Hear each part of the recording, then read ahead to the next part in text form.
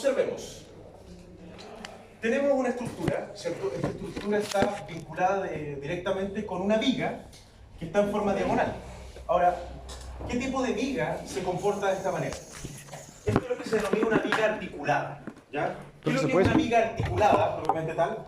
Es una viga que tiene, ¿cierto?, una conexión con una estructura vertical, como la que se ve del lado izquierdo, pero que tendría la potestad de poder subir o de bajar. Entonces, para que esta viga se pueda mantener estática y pueda mantenerse en condición de equilibrio, lo que hicimos nosotros fue colocarle acá, ¿cierto?, un cable. ¿Y este cable está sometido a qué cosa? A una tensión. Muy bien. Esos son parámetros de diseño. Muy bien. ¿Qué le agregamos además a esta estructura? Le agregamos un cable en el extremo que tiene solidario a ella, ¿cierto?, una masa que está colgando, una masa colgante. Entonces hagamos un primer análisis de tipo cualitativo. Si no estuviese la masa colgante, ya sabemos de que el cable está sometido a una tensión, ¿cierto? Pero si además le agregamos esta masa colgante, ¿qué pasará con la tensión? ¿Aumentará o disminuirá? Aumenta. Estamos claros, aumenta la tensión. Lo que vamos a hacer nosotros hoy día se denomina análisis algebraico en vigas, ¿ya? Y cuando hablamos de análisis algebraico, lo que debemos dominar son conceptos del álgebra. ¿Qué es lo que hace el álgebra en la matemática? No trabaja con números, ¿con qué trabaja? Con letras. Con letras, muy bien. Entonces nos vamos a colocar en una situación como la que tenemos en pizarra. Vamos a tener esta viga articulada que está adosada, ¿cierto?, a un cable que la mantiene, el cable está tenso, ¿cierto?, pero la mantiene en condición de equilibrio. Dijimos además, ¿cierto?, que hay una masa colgante en el extremo. Por otra parte, vamos a decir nosotros que conocemos el ángulo en el cual queda configurada esta estructura, ¿ya? Por lo tanto, vamos a conocer una serie de variables dentro de este problema. Y lo que vamos a hacer nosotros de manera algebraica es construir nuestra propia ecuación, construir nuestra propia fórmula que nos permita calcular cualquiera de las variables que nosotros necesitemos dentro de este problema.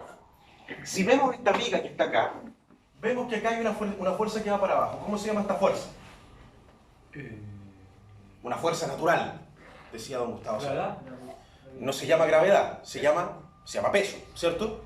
Bueno, una viga, por definición, por el simple hecho de estar ubicada en la Tierra, está vinculada a un peso. ¿El peso dónde se aplica dentro de una viga? ¿En qué sección? Justo en el centro, justo en la mitad. Y siempre apuntando hacia abajo. Ojo que el eje de giro va a estar siempre en la zona de articulación.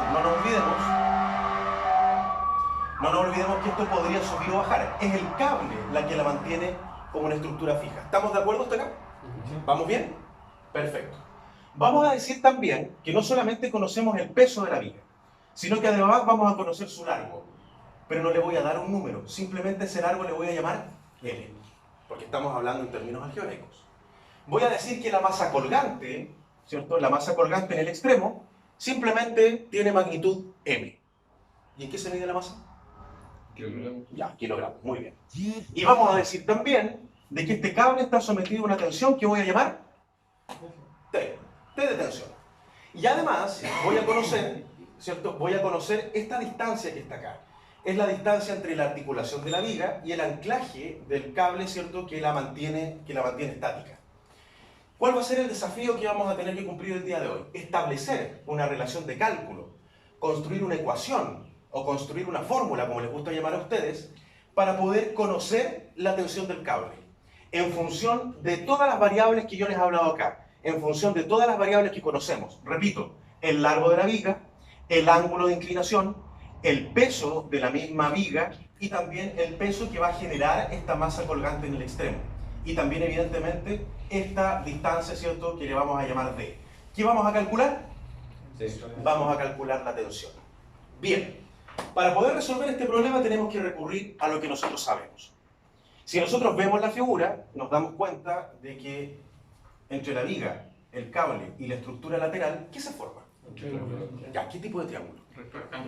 Rectángulo. Ya, muy bien. Entonces voy a colocar aquí, número 1, triángulo rectángulo.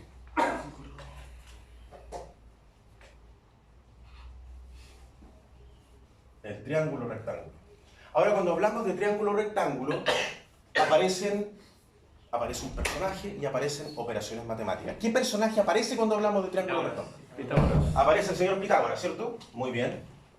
Pitágoras. ¿Y qué más aparece cuando hablamos de triángulo rectángulo? Les doy una pista. Catetos e hipotenusa. Cuando uno relaciona los catetos y con la hipotenusa, ¿a qué llega? A la ecuación. Aparece. Cuadrado igual a C cuadrado. No, eso es Pitágoras. ¿El ángulo? Ya, pero ¿qué hacemos cuando nosotros relacionamos catetos e hipotenusa? Se forman unas cositas que están en la calculadora. Tomen su calculadora. Seno, coseno, tangente. Seno, coseno. ¿Cómo se llaman esas funciones? Trigonometría, muy bien. Trigonometría. Sabemos entonces que aquí tenemos un triángulo rectángulo porque ahí se forma un ángulo recto, ¿cierto? Tenemos un ángulo de 90 grados. Tenemos además, ¿cierto?, un ángulo al cual vamos a llamar alfa. Yo aquí lo llamo alfa. Le pueden colocar la letra que ustedes quieran, ¿cierto? Ese ángulo alfa nos habla, insisto, de la inclinación que tiene esta estructura. Sabemos entonces que el triángulo rectángulo nos lleva a Pitágoras y nos lleva a trigonometría. Si conocemos el ángulo, entonces, decimos que vale alfa, no en un número específico, sino que en términos genéricos, en términos algebraicos alfa, podemos construir nuestras dos funciones trigonométricas clásicas. La primera, coseno de alfa, y además podemos armar seno de alfa. Ya. ¿Cómo se define coseno? Cateto adyacente. Partido por... Hipotenusa. Muy bien, cateto adyacente partido por hipotenusa. Muchachos, dentro de esta estructura nosotros conocemos el cateto adyacente alfa. Sí. ¿Cuánto vale? D. D. Muy bien, vale D. El cateto adyacente vale D. ¿Y la hipotenusa la conocemos? L. Buena, cabrón, vale L. O sea que nosotros pudimos construir nuestra función trigonométrica coseno del ángulo en función de dos datos que tiene el problema. La distancia entre la articulación y el anclaje del cable y el largo de la viga. ¿Se entiende? ¿Vamos bien hasta acá? Sí. Ya, muy bien. Si nosotros queremos construir seno de alfa, ¿cuál sería entonces la relación trigonométrica ahí? Cateto. Cateto opuesto partido Hipotenusa. por hipotenusa. ¿Conocemos nosotros la magnitud del cateto opuesto? No. No la conocemos. No se confundan. No es T. T es la tensión a la cual está sometida el cable, pero no es su largo. Son cosas distintas. No conocemos la magnitud, ¿cierto?, de este cable, no sabemos cuál es su largo. Y cuando nosotros en matemática notamos algo que no conocemos, ¿cómo le llamamos? X. Por lo tanto, desde el punto de vista general, vamos a decir que el seno de alfa va a ser X partido por... Muy bien, X partido por L.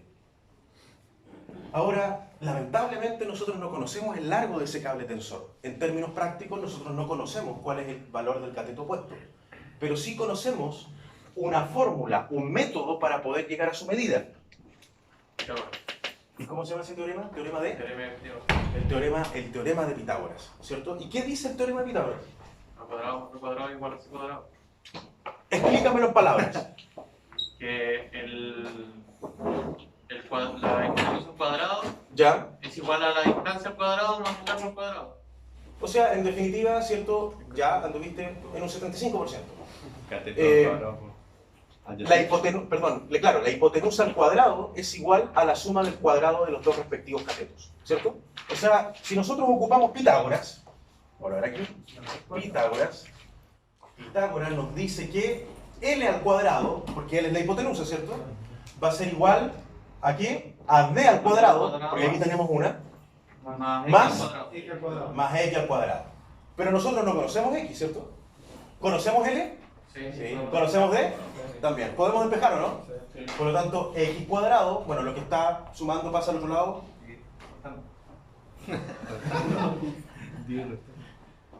Menos al cuadrado. Ya.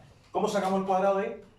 Con raíz cuadrada. Muy bien, señor. De tal manera que X va a ser la raíz de L cuadrado menos D cuadrado. O sea, nosotros ya podemos saber incluso cómo poder calcular el largo de ese cable tensor en función del largo de la viga y de esta distancia que está acá. ¿Vamos bien? Esto vale X, pues. ¿Pero qué nos decía la función trigonométrica? X partido por L. Por lo tanto, este X lo sustituimos por esto de acá. En definitiva, seno de alfa va a ser raíz de cuadrada de L cuadrado menos D cuadrado, partido por L. ¿Se puede simplificar algo ahí? La cuadrado. No, cabrón. ¿No ves? Los pillé. Siempre Vivaldi, nunca Pavarotti. Esta L está al cuadrado, pero se le está restando un elemento. Y por otra parte está dentro de una raíz. No se puede. Queda a sí mismo. Guardemos entonces coseno de alfa y guardemos entonces seno de alfa. Porque esas dos cosas en algún momento las vamos a ocupar. Pregunta, ¿por qué no se puede simplificar? O sea, ¿hay alguna regla que lo impida? ¿El que sea negativo? El simple hecho de que hay una resta. Si aquí hubiese una multiplicación, te creo, pero hay una resta. Y No si se hubiese puede. sido suma, tampoco se puede. Tampoco se puede. Por la raíz. Y la raíz, quizás la raíz no te lo impide, pero el simple hecho de que la cantidad subradical tenga una resta, no se pille. Cuidado con las matemáticas, cabros. Ya, muy bien. Hasta aquí, cabros. ¿Alguna duda? ¿Vino alguien o no? Ya. Pregunto de nuevo. ¿Alguna duda? Construimos las funciones trigonométricas. Ya, muy bien. Este fue nuestro primer paso. Observar cómo podíamos calcular las funciones trigonométricas clásicas en función de que esto era un triángulo rectángulo. ¿Qué más debemos saber? ¿Cuál debería ser nuestro siguiente conocimiento previo? Diagrama de cuerpo libre. Hasta aquí llegaron. Cabros, no teman lo que no conocen, tranquilo. ¿Qué es eso? Un diagrama de cuerpo libre, y ahí está el problema, yo no les hice física. El diagrama de cuerpo libre se ve en física, pero es una cosa bien sencilla, es básicamente aislar el cuerpo en análisis para poder darse cuenta de cuáles son las fuerzas que interactúan con ese cuerpo en análisis. Si yo veo esta estructura que está acá, ¿cuál es el elemento más importante de todos? La viga, pues, amigo. Entonces, lo que yo voy a hacer va a ser volver a dibujar solamente la viga. Yo sé que no me quedo igual, pero ustedes saben a lo que me refiero. Y esa viga va a estar sometida a una serie de fuerzas que interactúan con ella. ¿Cuál debería ser la fuerza? Al menos vemos varias acá. El peso de la misma. Ya, entonces el peso de la viga va para acá, ¿cierto? Le vamos a llamar WL, el peso de la viga, siempre en términos algebraicos. ¿Alguna otra fuerza que se vea? La masa. La masa es cantidad de materia. La tensión. Ya, la tensión está acá. Pero yo quería ir a otra cosa, pero ya que ustedes me lo dijeron, bueno, pero ahí está la tensión. En realidad, no es que la masa genere, o sea, no es que la masa sea una fuerza. La masa genera una fuerza, que se llama peso. Y está ubicada en el extremo, ¿cierto? Por lo tanto, vamos a decir que para acá abajo hay un vector que se llama WM. El peso producido por la masa que está colgando. ¿Cómo pasamos de masa a peso? Multiplicando El kilo por con contraste gravitacional. ¿Qué vale cuánto? No hay Metros partido por segundo al cuadrado. Muy bien. Ya, cabrón. ¿Habrán más fuerzas? Buena pregunta. ¿Habrán más fuerzas? La respuesta es sí, cabros. Hay más fuerzas. Lo que pasa es que no se ven. Lo que ocurre, muchachos, es que cualquier estructura que esté adosada a otra estructura fija va a tener fuerzas que se denominan fuerzas de reacción. Aquí, en la zona donde está la articulación, va a haber una reacción en el eje X y va a haber una reacción en el eje Y. Esto es súper importante tenerlo claro, porque, a ver, esto es un parámetro de diseño. ¿Será lo mismo que esta estructura vertical sea de hormigón, sea de acero, sea de madera, de papel lustre o de cartulina? No. No es lo mismo. Por lo tanto, nosotros tenemos que también ser capaces de crear las condiciones a partir de esta estructura vertical para que pueda soportar tanto el anclaje del cable como también la influencia del peso de la misma viga. Por lo tanto, tenemos que ser capaces también de calcular esas reacciones. Y esas reacciones se ubican justo donde la viga se junta con esa estructura vertical. Por lo tanto, si yo lo llevo esto al diagrama de cuerpo libre, voy a tener una reacción aquí, Rx, y voy a tener una reacción para arriba que se llama RY. ¿De dónde viene el concepto de reacción? Viene de una ley que es la tercera ley de Newton. ¿Le suena a este caballero Newton o no? ¿Sir Isaac Newton le suena? Ese fue el que le cayó la manzana en la cabeza, ¿cierto? Ya. Sir Isaac Newton, ¿cierto? Que con toda seguridad uno de los más grandes matemáticos y físicos de la historia, determinó dentro de sus leyes que cada vez que hay una fuerza, que se denomina fuerza de acción, hay una fuerza de reacción también. Por ejemplo, tenemos aquí una lata de refresco, ¿cierto? Y yo le voy a colocar sobre la mesa. ¿Está ejerciendo esta lata una fuerza sobre la mesa? Sí. Su propio peso, ¿cierto? Ahora la pregunta es, ¿no estará pasando que la misma mesa también estará ejerciendo una fuerza sobre el recipiente? Bueno, el peso es la acción y lo que hace la mesa se llama reacción. Lo mismo ocurre con esta estructura. Hay una fuerza de reacción, pero como esta estructura está en diagonal